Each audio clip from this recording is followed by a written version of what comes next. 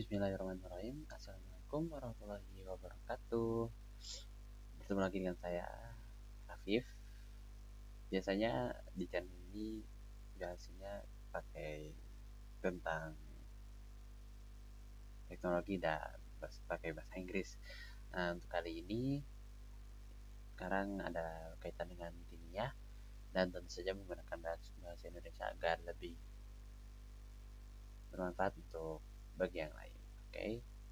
Jadi untuk kesempatan kali ini kita akan membahas apa itu kaidah fikih dan manfaat mempelajarinya.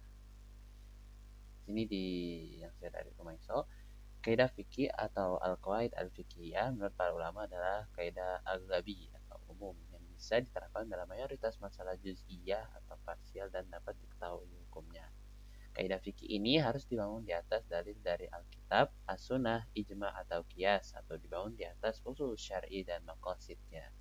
Misalnya kaidah berbunyi al-masyaqqatu tajribut taysir. Kesulitan itu mendatangkan kemudahan. Kaidah ini berdasarkan dalil yuridullahu bikumul yusra wa la yuridu bikumul usra.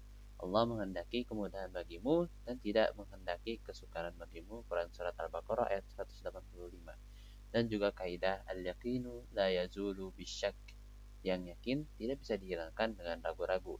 Dalilnya adalah hadis dari Abdullah bin Zaid radhiyallahu anhu di mana Nabi Shallallahu alaihi wasallam bersabda, "La yansarif hatta yasma' sautan aw yajida rihan." Janganlah berpaling hingga ia mendengar suara atau mendapati bau. Hadis riwayat Bukhari nomor 177 dan Muslim nomor 361. Ada juga kaidah fikih dibangun di atas dalil ijma' atau kata sepakat para ulama seperti kaidah la ijtihad ma'an nas. Tidak ada ijtihad selama masih ada nas atau dalil. Para ulama sepakat bahwa harus mendahulukan dalil dari ijtihad. Kemudian manfaat mempelajari kaidah fikih. Yang pertama, kaidah fikih adalah di antara ilmu syar'i yang jika dipelajari termasuk dalam beribadah kepada Allah. Kedua, kaidah fikih akan menolong para penuntut ilmu dalam menyelesaikan masalah fikih yang masih rancu atau yang masih tidak jelas hukumnya. Ketiga, kaidah fikih dapat menyelesaikan berbagai masalah-masalah baru yang tentunya seperti sekarang banyak suatu perbuatan yang baru yang tidak ada di zaman Nabi Muhammad SAW.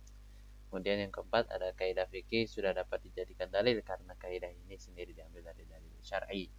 Kemudian kelima, cukup mempelajari kaidah fikih yang sifatnya umum, maka berbagai juz masalah atau berbagai partisi masalah fikih mudah dipahami.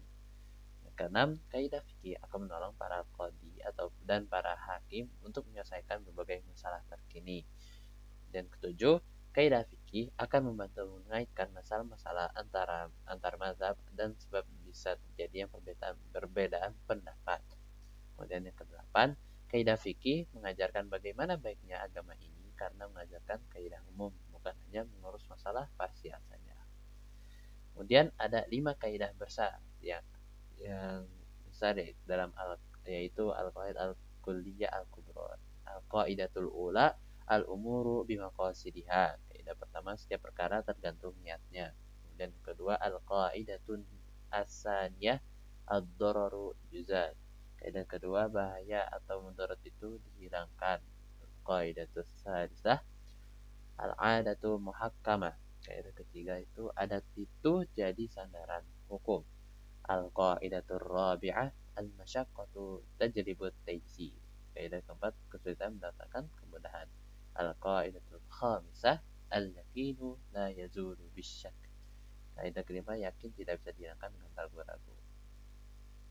Mungkin itu saja yang bisa saya sampaikan pada kesempatan kali ini. Semoga sedikit ini bermanfaat. Assalamualaikum warahmatullahi wabarakatuh.